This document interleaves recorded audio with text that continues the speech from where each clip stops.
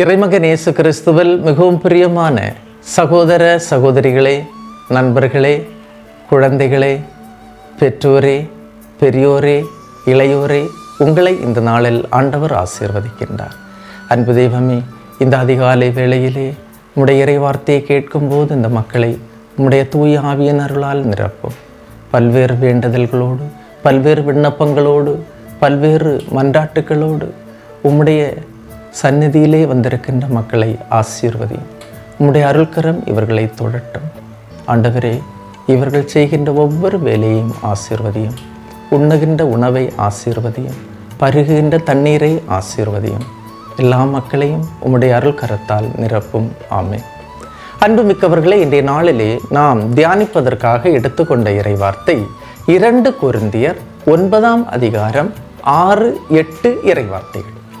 குறைவாக விதைப்பவர்கள் குறைவாக அறுவடை செய்வர், நிறைவாக விதைப்பவர்கள் நிறைவாக அறுவடை செய்வர். விதைப்பும் அறுவடையும்.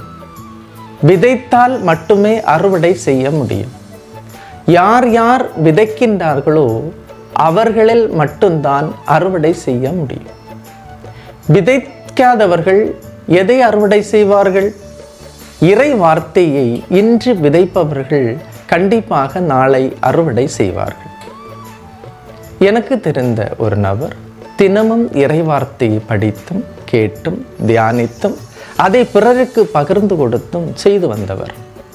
ஒவ்வொரு நாளும் நம்பிக்கையோடு இவற்றை செய்வார். ஆனால் அவரின் வேண்டுதல் கேட்கப்படவில்லை. என்னிடம் அடிக்கடி கூடுவார், ஃபாதர், இவை அனைத்தும் நான் செய்துட்டு இருக்கேன், ஒவ்வொரு நாளும் இதை செய்து கொண்டிருக்கிறேன், ஆனால் என்னுடைய வேண்டுதல் கேட்கப்படவில்லை என்று கூறுவார். நானும் நம்பிக்கையோடு கடவுள் சந்நிதியில் காத்திருக்க சொல்வது வழக்கம். அன்புமிக்கவர்களே, கிட்டத்தட்ட 1 வருடம் கழித்து மீண்டும் அவர் என்னை அழைத்து சொன்னார், ஃபாதர், பழையது போல இல்லை, இப்போ கொஞ்சம் கொஞ்சமாக என்னுடைய வேண்டுதல் கேட்கப்படுகின்றது. அனைத்து வேண்டுதலும் கொஞ்சம் கொஞ்சமாக நிறைவேறி மகிழ்ச்சியோடு இருக்கின்றது என்று சொன்னார். நீங்கள் ஒவ்வொரு நாளும் வாய்விட்டு சொல்லி உங்கள் ஜெபத்தை ஒப்பு கொடுத்து ஜெபிக்க வேண்டும். தினமும் ஜெபிக்க ஜெபிக்க அந்த வேண்டுதலில் கடவுளின் அருள் நிறைந்து வேண்டுதல் நிறைவேறும். அவை விரும்பியவாறு நிறைவேறும்.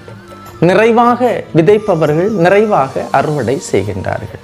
அடுத்த இறைவார்த்தை, கடவுள் உங்களை எல்லா நலன்களாலும் நிரப்ப வல்லவர்.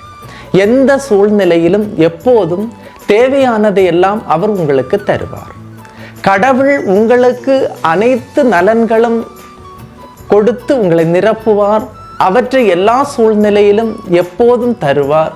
தேவையானதெல்லாம் தருவார் என்று சொல்லப்படுகிறது. இது சாத்தியப்படும் எப்போது? நிறைவாக விதைக்கும் போது இது சாத்தியப்படும். நிறைவானவை வரும்போது குறைவானவை சென்றுவிடும் என்று இறைவார்த்தை சொல்லுகின்றது. ஆக நிறைவாக விதைப்பவர்கள் நிறைவாக அறுவடை செய்வார்கள். நிறை மகிழ்ச்சியோடு வாழ்வார்கள்.